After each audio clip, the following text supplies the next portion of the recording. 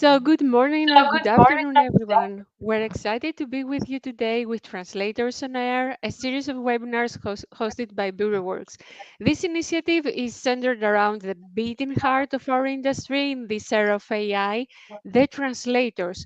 And throughout this series of events, translators discuss their roles wearing any hat they may have, like professors, translation managers, students, or linguists. So we're going to talk about this transformative era of AI, and we provide a platform for you to understand, learn, interact, and build awareness and strategy, encouraging your involvement and critical thinking. Every week, we will gather here for a new episode on this air. Last week, we had Marta Castello from Creative Words, and we welcome a special guest to explore the evolving role of translators in the AI era. For those of you who have not been with me before, I'm Viveta Jean. I have 20 years of experience in the industry. I present myself with this new role of an AI language solution specialist, MTP expert and trainer, and PhD candidate in translation. I also hold the position of Head of Partnerships at BureauWorks, a translation technology company synonymous with innovation in the translation tech field. And the proof is that BWX is the winner of the Process Innovation Challenge Award at Lockwood 50. So today, our question is enigmatic. Is there a room for AI ninjas in the gaming translation industry? And there are many questions around this. Can AI translation level up the gaming translation game? How do our translators envision themselves in the ever evolving AI translation technology landscape? And are translators eager to team up with LSPs and embrace cutting edge technology? So, as we want all the voices to be heard, we have the perfect guest today to discuss the challenges. Luís Azevedo, vendor manager and language resource manager at All in Global, a company with great experience in the translation gaming field. Luís is a great fan of AI, and we're very happy to be with him today.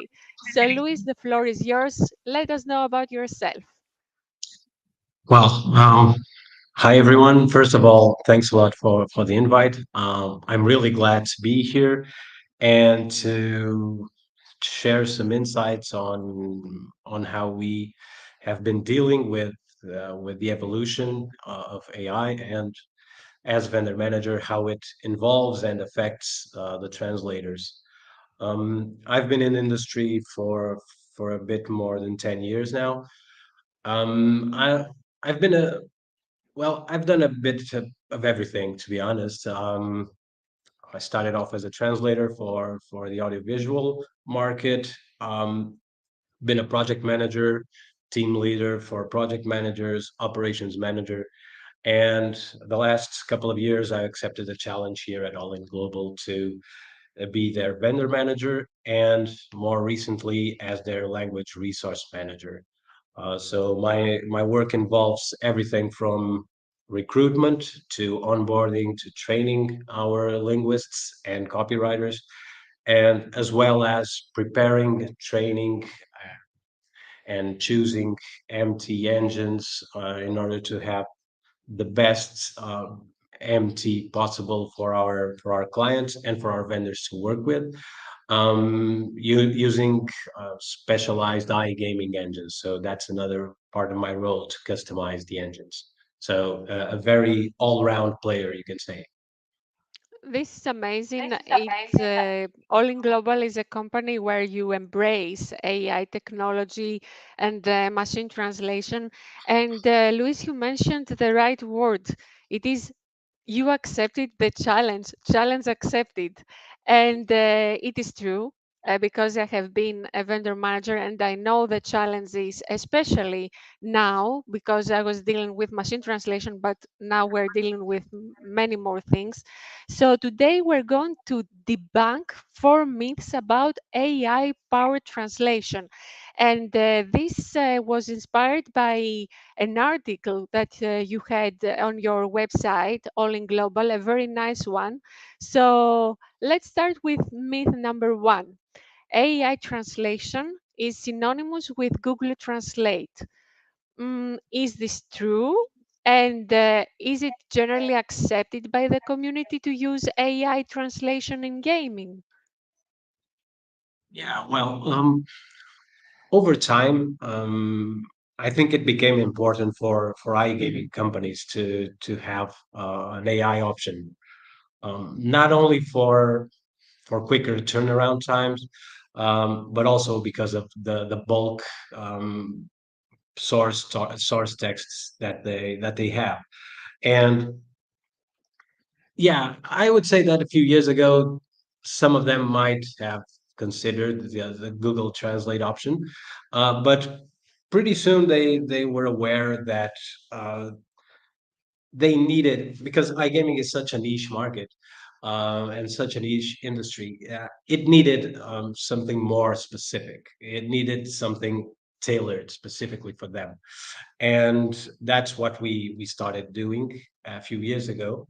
And well, I think I can disclose it right now that in about a week or so we will launch a new self-service customized AI service for our clients and for all the companies in iGaming, which is a next step. It's a new step towards that need for AI and the need to fulfill a gap that sometimes the clients face, not only in iGaming, of course, but maybe this is a bit more general to all gaming.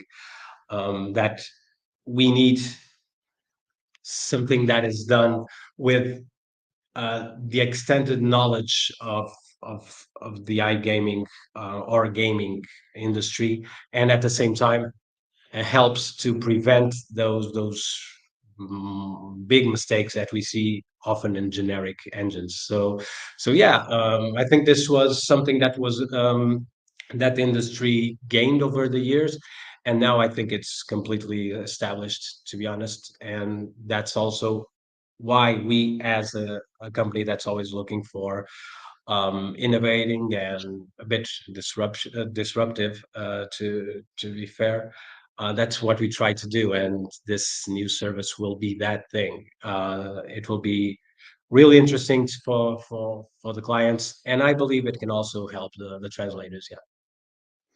This last sentence is the key, that it will help the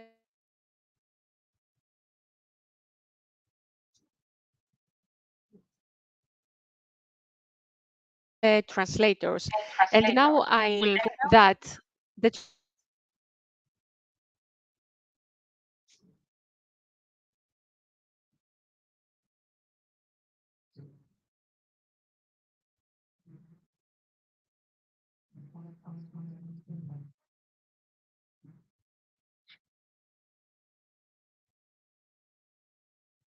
translators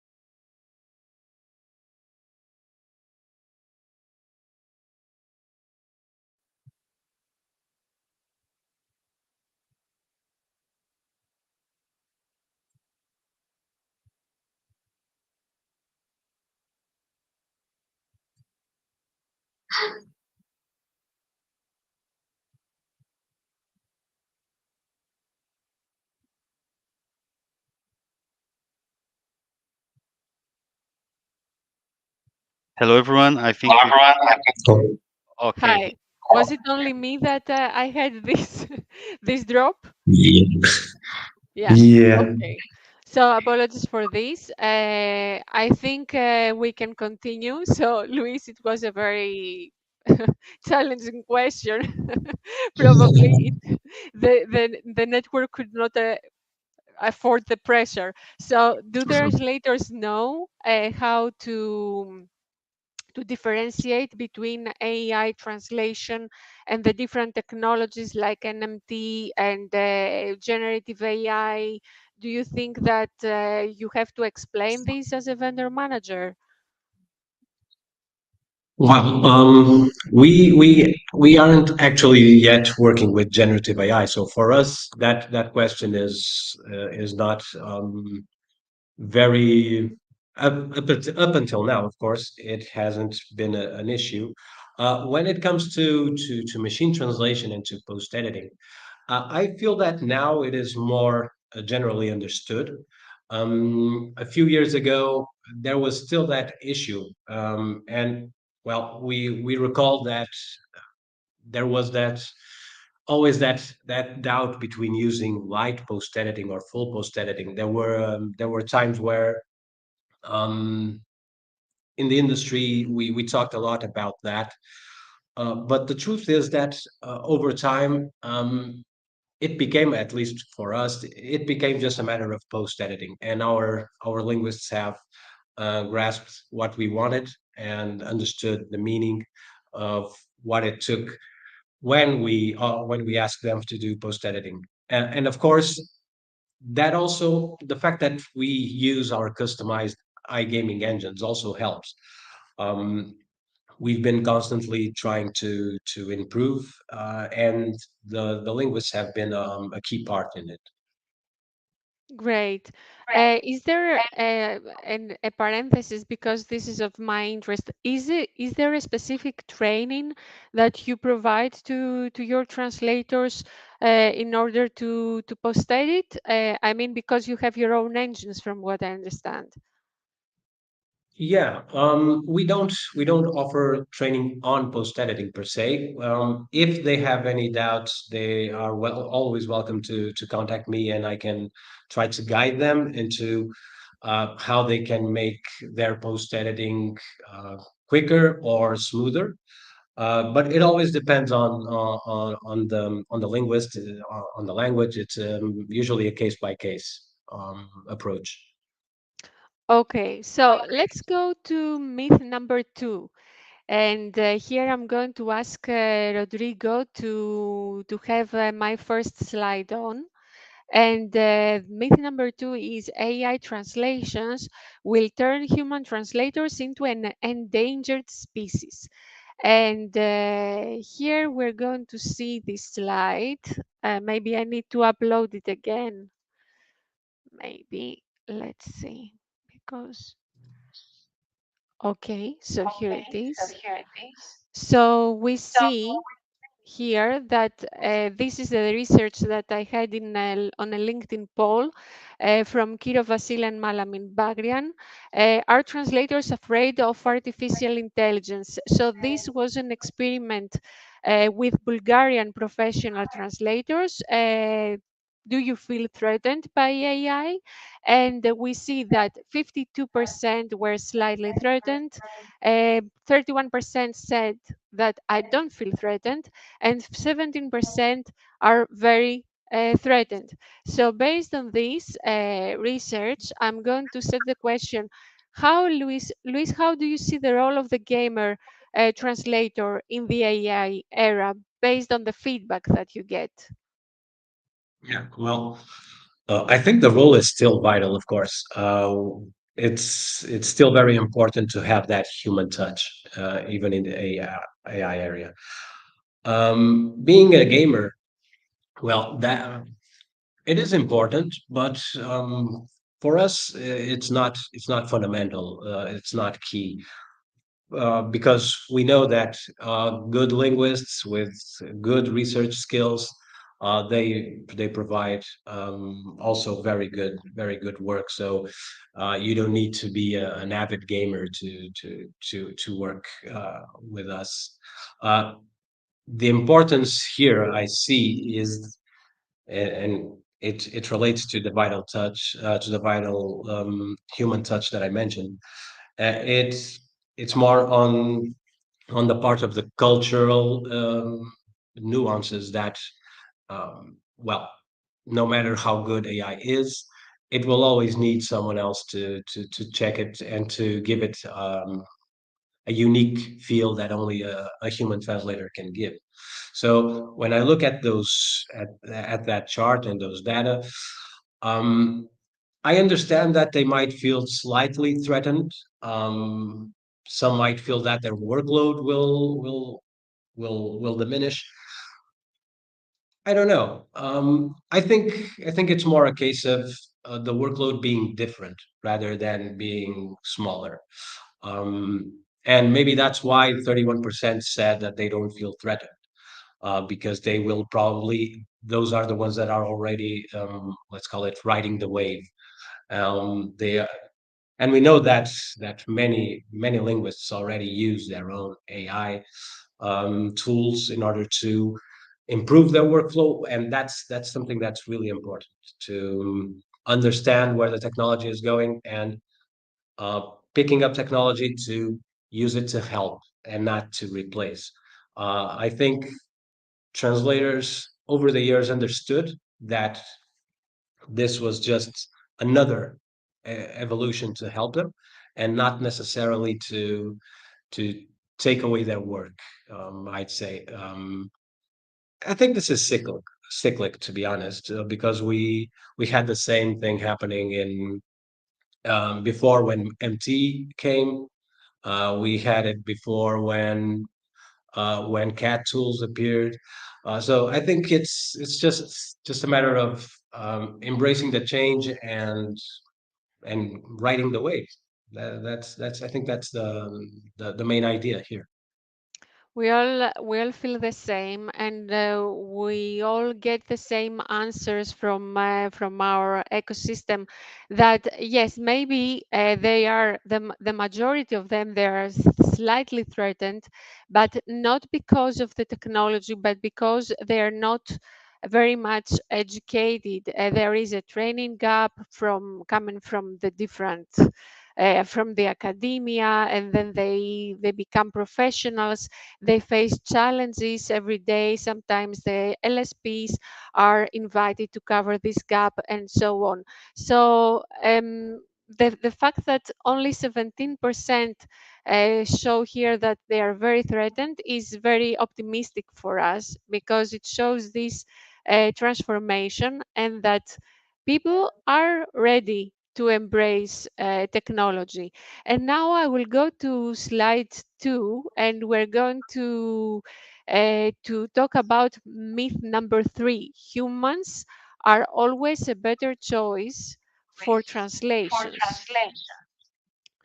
So here we see a research coming from Vanglan, and the language pair was English Chinese.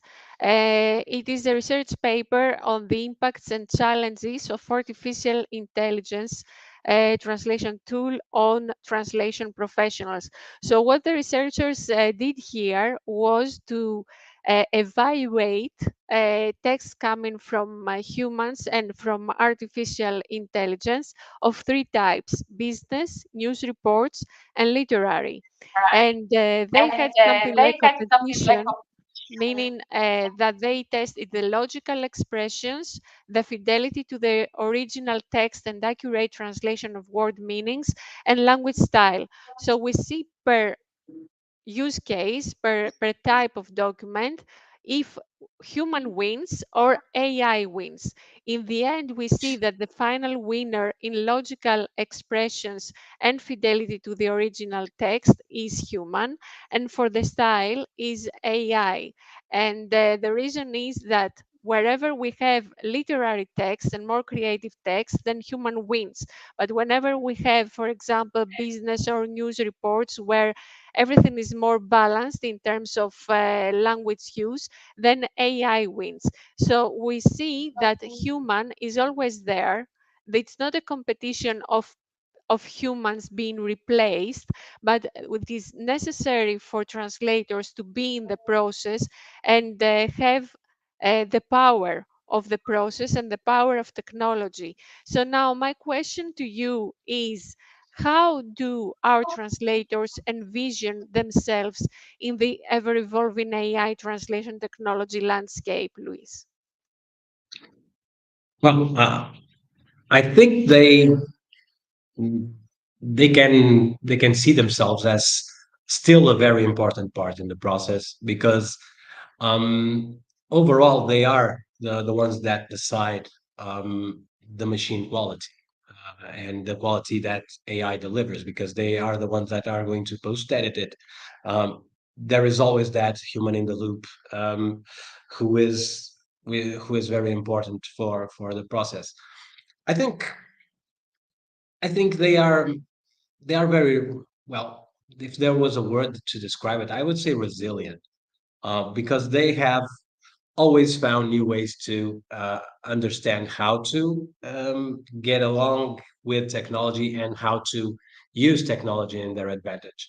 I think this is very very important, and for us, we also consider them key part, not only for, of course, for the post editing, but I can give you a very practical example.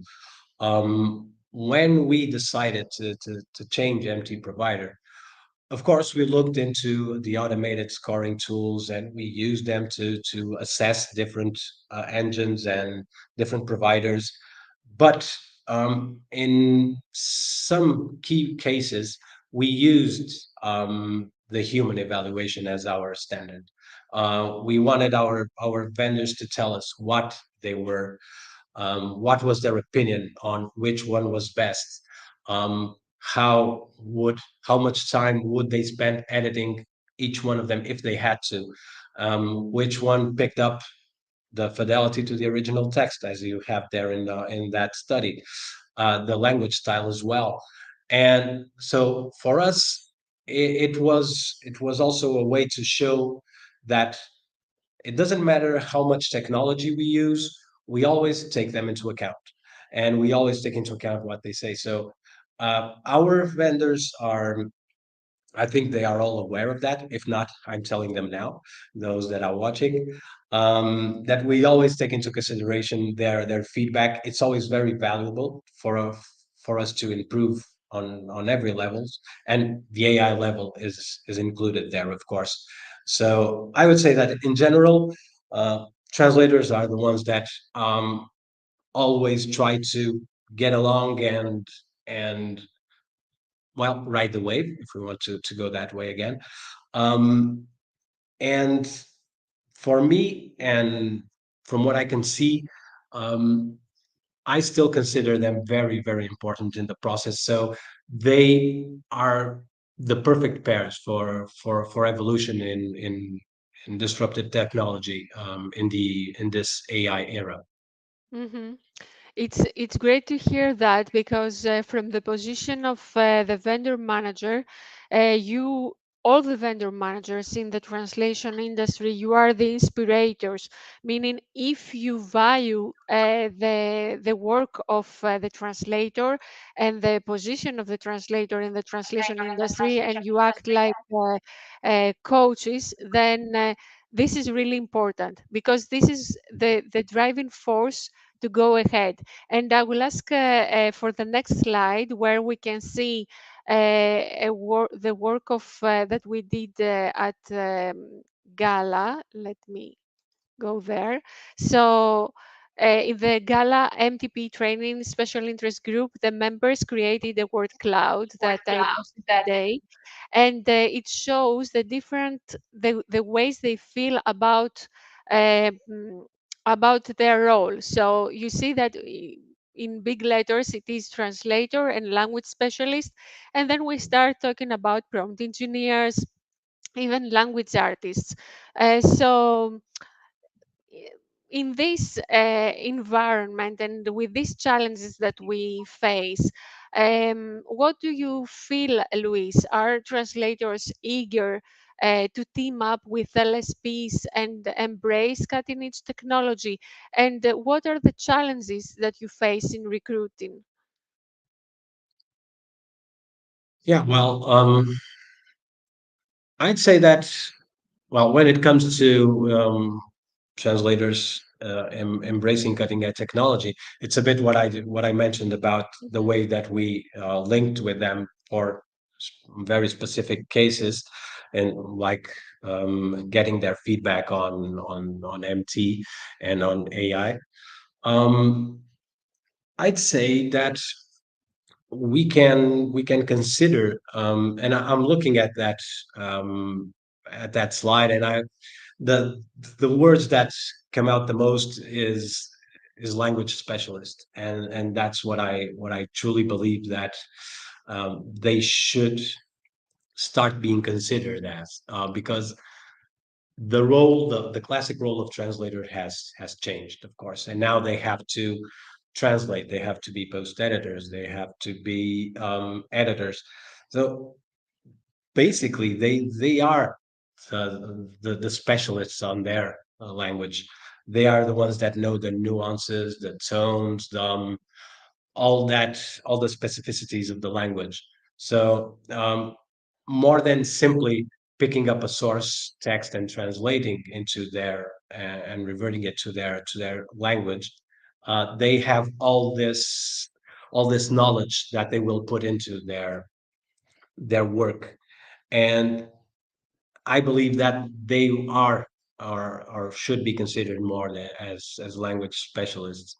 And that's also something that with Gen AI, I think it will speed up the process of considering them as language specialists, because Gen AI will basically just help them so much, along with MT and the other things, will help them so much achieving the linguistic results, that they will be able to focus more on just their talent, their skills, on those specificities of the text, the culture. If it's that their personal touch. I think, if anything, this tech revolution has shown us that uh, some tasks can be delegated to Gen AI in this case, and then the translator will not just simply revert the text from one language into another. They will pass on all of their knowledge, all of their background into their translation, into their target text. And for me, well, that's the main thing, and that's something that we want to go to. I don't know. Gen I is evolving rapidly. Let's see where it leads us.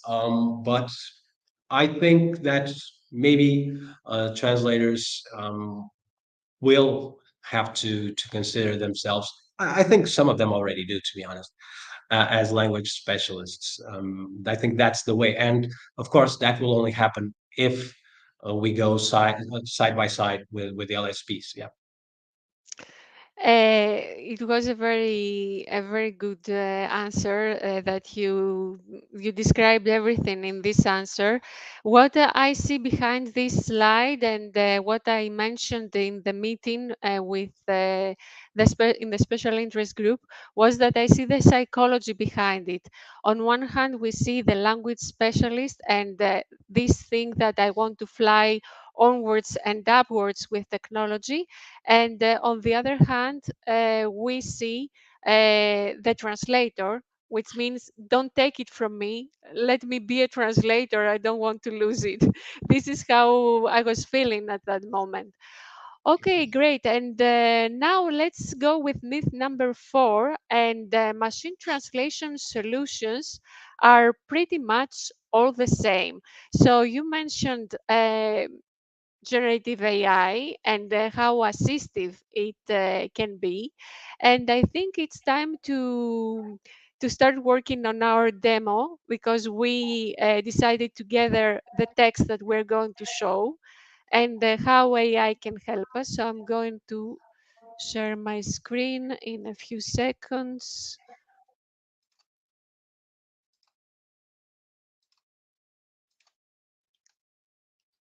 So here we are. So for today, we're visiting BWX interface, the editor. As always mentioned, we have the source and the target. We have the window with the results, and you can see down the preview. So the text that we have for today, in order to have higher reach for all of you to understand the target, is Portuguese into English. And because we have a special guest from the gaming, we chose this gaming text. So we see here that we have the machine translation output, and we have some special features in BWX coming from Gen AI.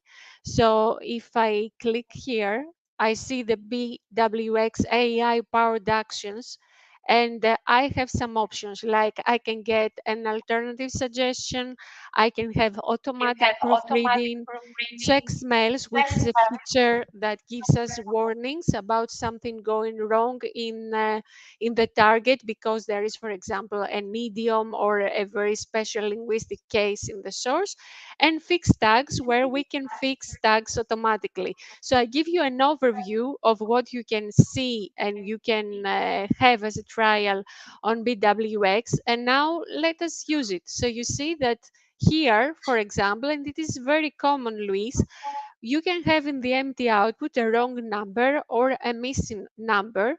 And what happens is that with the assistive work and power of the AI, translation smells give us a warning of a translation error. So here we see that the translation states that new players receive a bonus equal to 200% of the first deposit up to 100, while the original text states that the bonus is equal to 100% of the first deposit.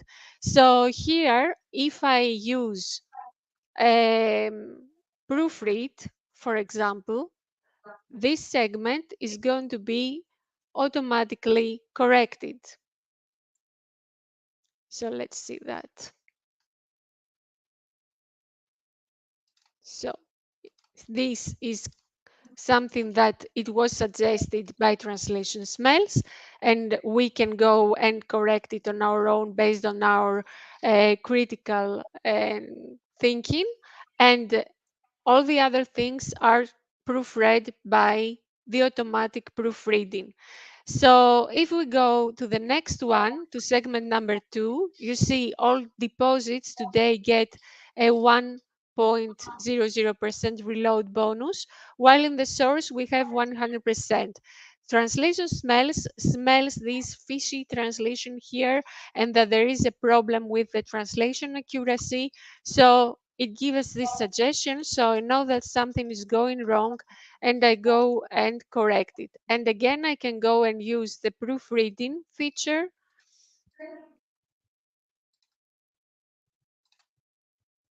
So I get all the corrections there. Maybe I would also like to have an alternative suggestion that like this would happen if I was going out of the interface and use ChatGPT.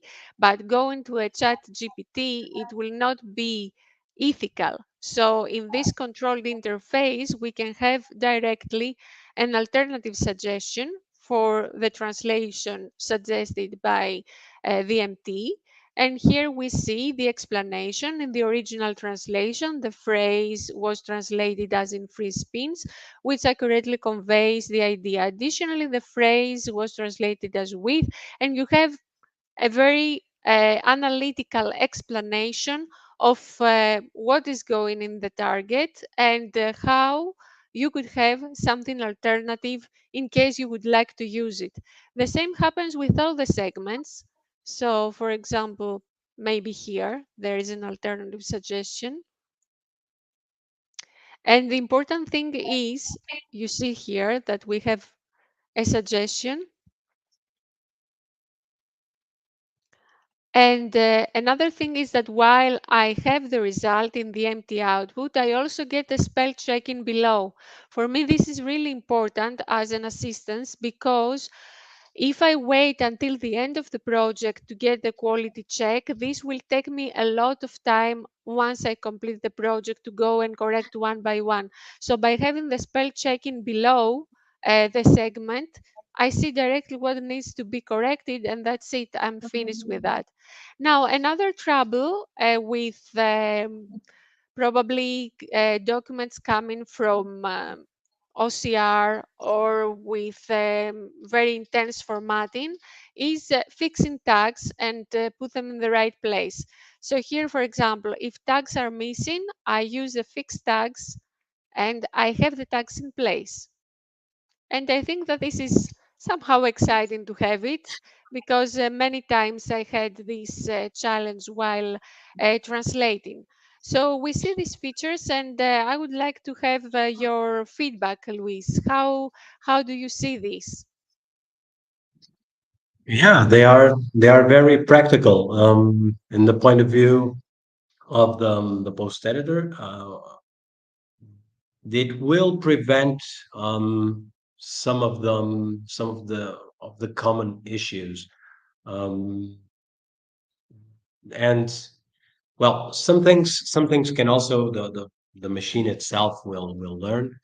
The questions with numbers, for example, it will learn, if well trained, it will learn how not to do that. But still, there's always AI is still a bit prone to error, of course. This is a ever evolving field, and yeah, having these features, having this Gen AI to help is always interesting, and it can prevent. Well, basically, one of the reasons, for example, why we have an internal QA team is because of these issues. Because sometimes uh, it can happen that not some of these issues may not be flagged when the translator delivers the project, and then when our QA team runs the QA and picks up all these small issues that are quick fixes, most of them, like the ones that you mentioned. Um, it prevents us from delivering a product that will be returned most definitely because of these little things, and sometimes not so little, because well, the first example, switching 100% to 200% would be very harmful for the client, as you can imagine. um, and well, the tags will would also break the formatting on the target text. So it's those little things that help everything go smoother. Yeah. So I think, yeah, these are practical helps for everyone. Yeah. Yeah, for me it's amazing because it has two ends. One is that from the managerial perspective, as you said, for example, for the quality team, it saves a lot of time because it is obvious now where is the proofreading. It happens automatically. The translators do not spend time on the trivial tasks, and they have the time to go deeper in more serious quality issues and terminology issues, and have their research. So in the end of the day, they feel somehow more, okay, it's not a good word for translators because we're never relaxed, but let's say we feel that we have an amount of a percentage of this burden away from us, and still, what is very important for the psychology of the translators using the assistive support of AI is that they stay at the center of the process. They decide, they have the decision making and the problem solving at an expert level. And this is what we want to see here. We want translators actively run the process without losing time. So at this point, I think I can share. I wanted to. I had an additional question actually. We were having this rehearsal together, and we were talking about how do we feel about the gaming industry and the AI? And we imagined that the interface is like a room. And if we had a game, for example, the translators would be, you said, ninjas. So can you work on this idea to let us know how you simulate it? Yeah, yeah, sure. Um, I thought about ninjas because, well, when you look at the role of a translator and the way that they have to make so many things, so many different things in order to make their work seem as smooth and almost uh, I wouldn't say as a ghost like a ninja, but sometimes the idea is that you don't even notice that the text was translated. So they give it they need to give it such a natural feel to it that it's almost like it was written originally in their native language. And that's a bit like a ninja, so completely going completely unnoticed. So that was the idea of the ninjas. If we were to think of it like a ninja game or something like that, yeah, ninja slot game, um, which I'm not sure, but maybe exists probably, but not with translators. And yeah, that was the idea behind it. But it was an idea on the fly, so it could be worked on. These ideas on the fly sometimes they hide behind them great truth, because ninjas have another aspect. I'm not a ninja actually, and I don't have. I wish I was, but I'm not. So I don't know anything about these techniques. But what I can see when I watch something like that is that they have these accurate moves, and everything is so well studied when they do what they do. So here, when we deal with AI and you are in a very limited space, like an editor, you need to act as an expert and have the specific moves to be able to handle the technology and have an accurate result in the end. Yeah, yeah, it is also their part. Yeah, the way that they can, the way that linguists can have, especially when it's because when we talk about translators, we usually talk about freelance translators, and the discipline necessary for that can also be equivalent to the discipline that a ninja needs to achieve the excellence. And I think that yeah, that's another good touching point between the two of them. Yeah. That's correct. Discipline is key.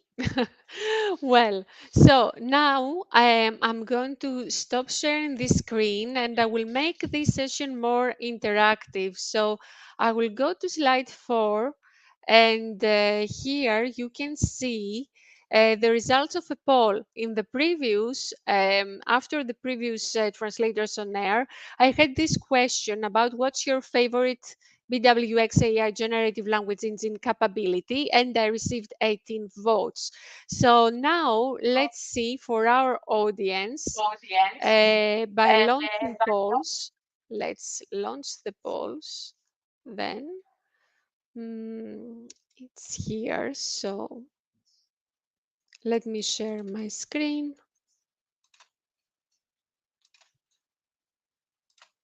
So here you can start working on the poll, but this is not correct. So it is here, present.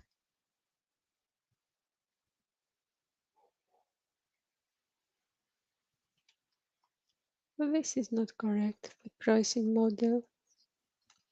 Let me see. Apologies for this.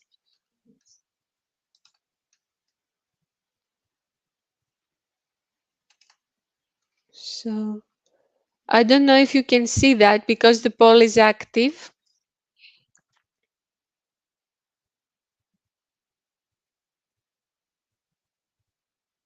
So if you want, you can start And in the meantime, I'm going to try to see if it works. Yeah, here it is. So you can start voting if you want. How much did you like translation smells? And it is enough or amazing. Okay. So I give it some time because I didn't give the instruction. You need to have the time to go to your cell phone and enter the Slido code for those of you who are not very much familiar with it. So you can go and vote there.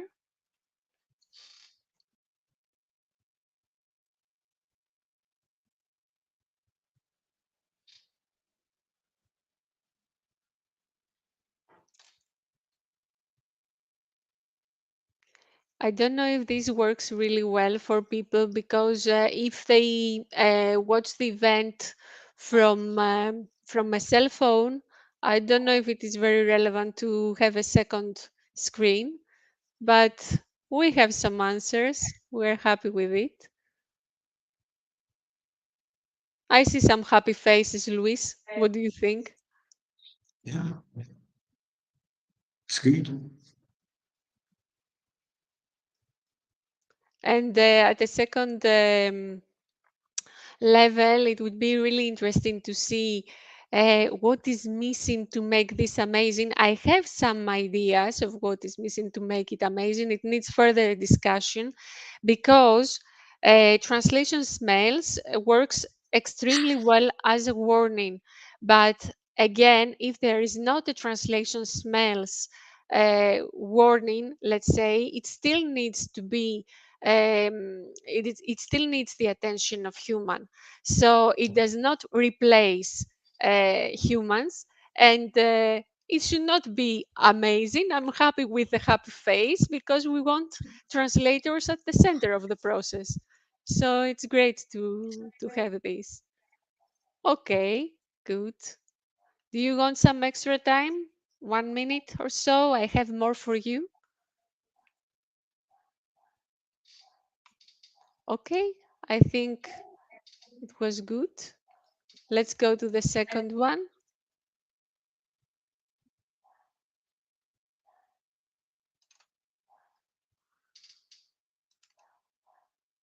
So, how much did you like proofread?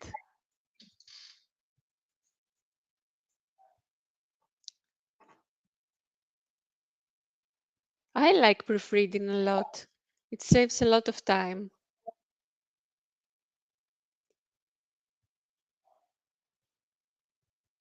Yeah, it can help suggesting some good things.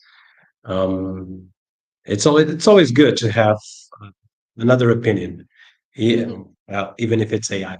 But it's always good to have another opinion, just to make sure that we go back and recheck. So it's also a good thing. It's a good thing. Which feature did you like best, Luis? I did not ask you. I thought the translation smells was interesting. Just because that way we can see uh, what it assumes as an issue, and it will be also cool to benchmark how many issues does the AI spot in the actual translation, and then how it suggests the changes. So I think that one was the most interesting. Yeah. What exactly did you mean by that? Because it was interesting to do what?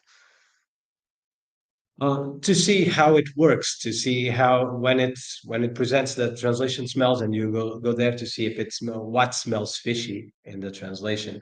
I found it interesting Mm-hmm, because it's always good to see what the AI considers to be fishy in this case, mm-hmm.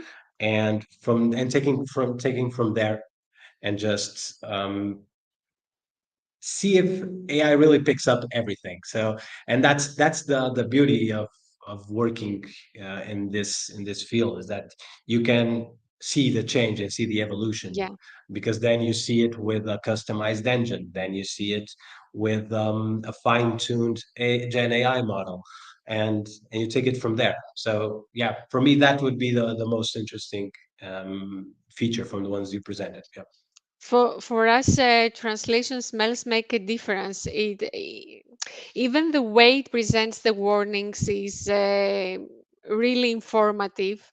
So let's go and check now if people. I don't know if it is clear the instructions for all of you. Let's see if you like fixed tags, because it is a winner.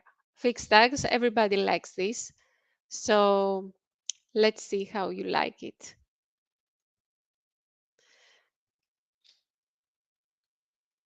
Yeah, that's also Yeah, interesting. Yeah. especially if you have many of these, Yeah. it saves Sometimes it your happens. life. Hmm. Yeah. So if you are more than what we see on our screen, because we don't see how many people you are live with us, you can join at slido.com and use this poll to reply to these questions, or you can directly scan this QR code and go there and vote. It's really easy and simple. We just wanted your interaction to see how you feel about the innovation and about what BWX brings here today. So we see people are happy faces with Yeah. innovation and AI. And the last question, the last feature is, how much did you like alternative suggestion? Which for me, every time I present this, it is uh, like a Wikipedia, semanticpedia, I would say it. It gives you something else to trigger thoughts. And we have a question from Paolo Pinto.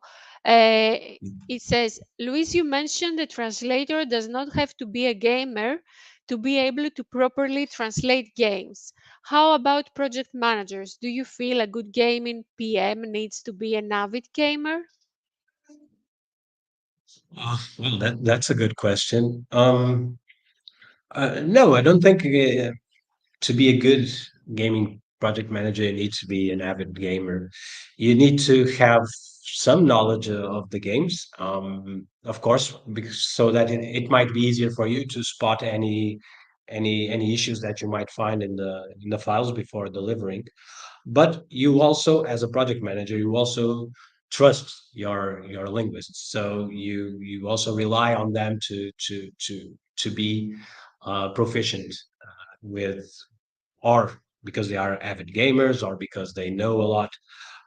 They do a very good research. um, I don't think it's key, but it's always good to know. And it's also something that you can learn as you go. So you can start by having just an interest in the area, and then you start working with it, and you start getting the lingo. You get start getting all this knowledge that you come across, not necessarily being an avid gamer, but knowing a bit about it. Yeah, it surely helps. Yeah, I think it is important to, if you are not, somehow to become, it's not necessary, but when you're passionate about something, it's the same with medical translators. If you like your field, you will excel in it. So it's the same thing here. And thank you very much, Paulo, for your question to Luis. Yeah. So, is there any other? Thank you for your answers here. We see that the alternative suggestion gets 67% and 30 neutral somehow, and 33% are happy with it. It would be interesting to know. To contact us later and tell us what is the reason that you are neutral, because it shows that you were not very excited about it. So, any other question for Luis for today? We were honored to have him with us. You can write in the chat if you want. It was my pleasure to be here, and you can always contact me on LinkedIn if you remember anything you'd like to discuss. You just want to connect. Just feel free to contact. I'm always here to talk a bit, to talk and to help if necessary. So feel free. Fantastic. So thank you very much, everyone, for being with us today. And the next time we're going to have a special guest, we're going to announce it's really special, and we're going to talk about quality and AI probably. So for today, for those of you who participated in this meeting by attending, we have this offer. So it is 30% off for 3 months by using this specific link. So you can have your free trial for 14 days. And after you continue using it, you have this discount. We hope you enjoy it. So I would love to if you try it and get back to me with your feedback and how you feel and what it could be improved, because it is you, the translators, it is in your hands, and we do everything to make you happy. It is from translators and for translators. So thank you very much all for attending. Thank you very much, Luis, for being with us. It was a great experience, and see you next week. Thanks a lot for the invite once again, and thanks a lot for everyone that stayed this time watching. Thank you. Thank you. Bye bye.